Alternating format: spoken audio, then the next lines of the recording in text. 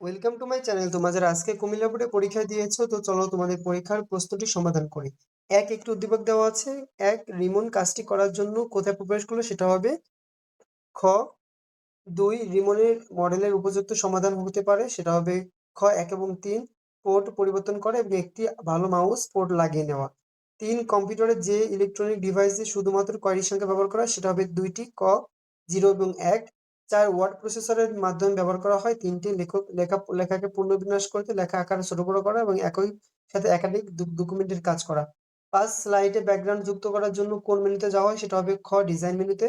6 ভগ্নাংশ সংখ্যা জমা রাখা হয় কোন ভ্যারিয়েবলে, সেটা হবে গ ফ্ল্যাটে। 7 ডকুমেন্টে লেখার মার্জিন ঠিক রাখতে রিবনে কোন ট্যাবে ক্লিক করতে হয়, সেটা হবে ক পেজ লেআউট। 8 কোনটিতে অ্যানিমেশন ব্যাপক জনপ্রিয়, সেটা হবে গ বিজ্ঞাপনে। 9 স্প্রেডশিট কোনটি থাকার অনেক বেশি উপায় রয়েছে, সেটা হবে গ সূত্র। 10 তনি সফটওয়্যারটি ডাউনলোড লিঙ্ক কোনটি, সেটা হবে ক এইচটিটিপি তনি অর্গানাইজেশন। 11 সফটওয়্যার ডিলিটের ক্ষেত্রে উইন্ডোজ প্লাস আর এর পর কোন কমান্ডটি ব্যবহার করে, সেটা হবে ক রান। এরপরে দেখো আমাদের 12 নম্বর পাওয়ার পয়েন্ট প্রেজেন্টেশন তৈরি খসড়াকৃতকে কি বলা হয়, সেটা হবে বলে স্লাইড লেআউট।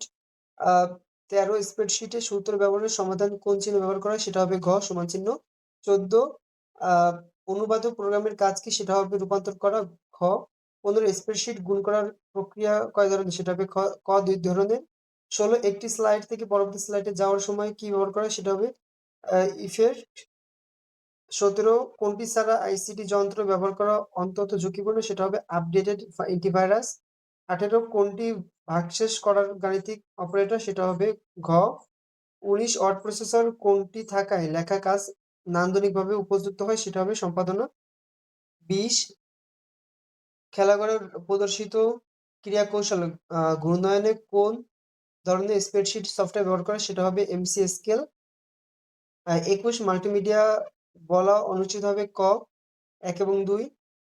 22 একটি উদ্দীপক দেওয়া আছে, এটার উত্তর হবে ঘ 20। 23 এ আছে অর্ডিনারি ভ্যারিয়েবল নির্ভরমূলক হতে পারে, এটা হবে ক 1 এবং 2। 24 ডকুমেন্ট টেমপ্লেট ব্যবহার করা হয় কেন, সেটা হবে খ সময় সাশ্রয়ের জন্য।